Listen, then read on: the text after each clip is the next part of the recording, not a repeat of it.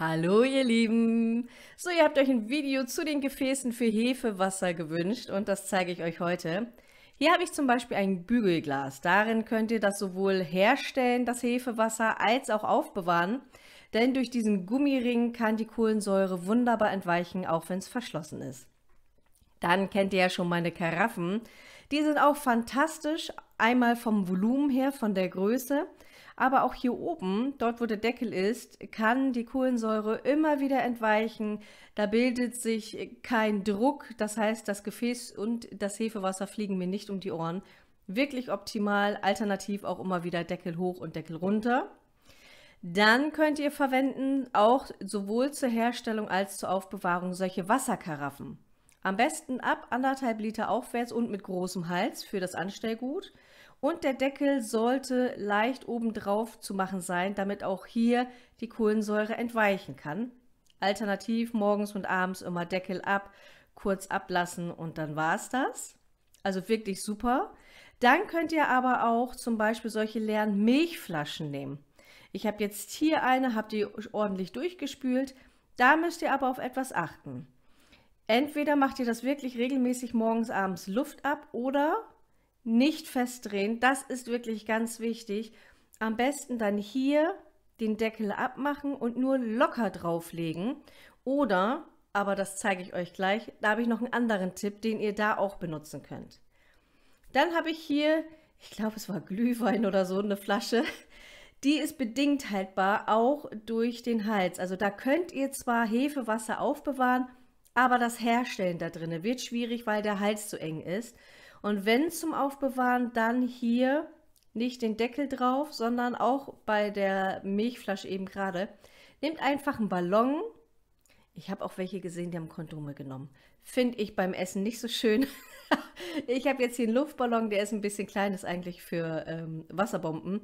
Aber in der Form ungefähr, ihr könnt es hier sehen. Und wenn sich da Gas bildet, dann steigt das in den Ballon und dann könnt ihr sehen, ah, okay, ich müsste da mal wieder was ablassen. Aber euch fliegt das Glas auch nicht um die Ohren, weil ganz zur Not fliegt dann eher der Ballon ab.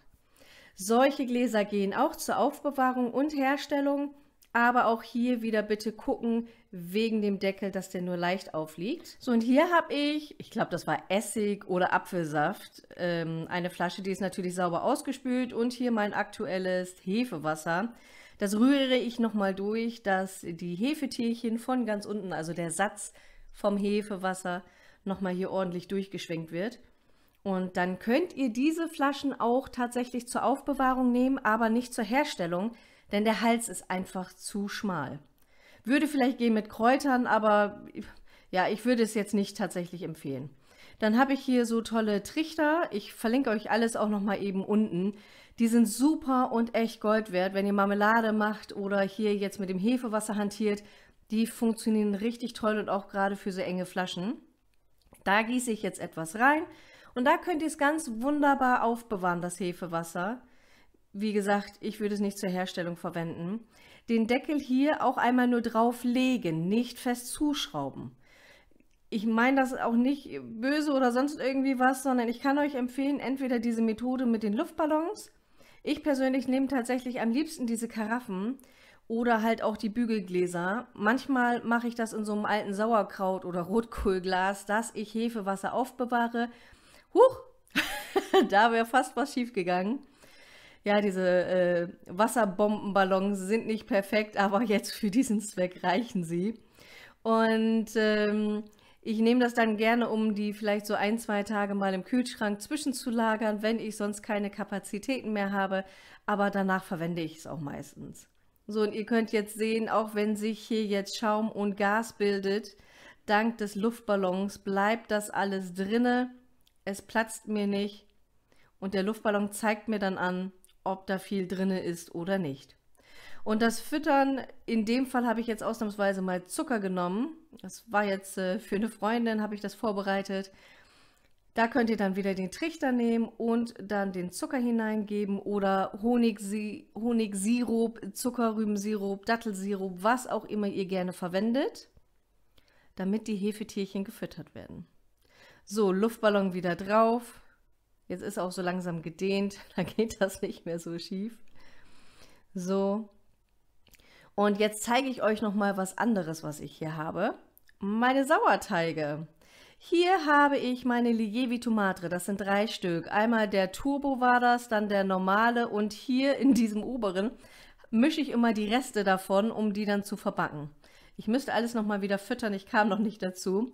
Das sind solche schnöden Plastikbehälter und ihr wisst, ich mag Plastik nicht, aber in dem Fall geht das tatsächlich bei denen am besten im Kühlschrank. Ihr könnt auch wunderbar meine Pyrex nehmen.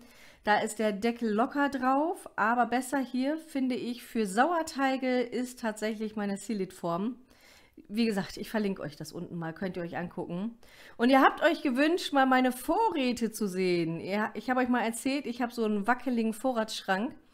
Deswegen musste ich da so Plastikbehälter nehmen. Und da habe ich meine getrockneten Varianten. Hier Trockenhefe, Dinkel, Dinkelsauerteig.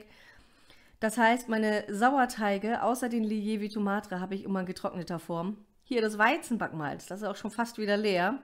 Dinkelbackmalz, das war das Aktive, was ja bei Hefegebäck mit Hefewasser schlechter ist. Roggenbackmalz, mein Weizensauerteig. Also ihr seht, ich bin gut ausgestattet zu Hause für jede Eventualität. Trockenhefe, Weizen, ja genau, das habe ich auch noch gemacht. Da kommt demnächst auch noch mal ein Baguette. Und mein Roggensauerteig natürlich. Und die lassen sich in einem wackeligen Regal optimal stapeln, ohne dass mir das runterfliegt. Und wenn ihr noch Fragen zur Lagerung habt, lasst es mich wissen. Auf dem Bildschirm sind weitere Videos.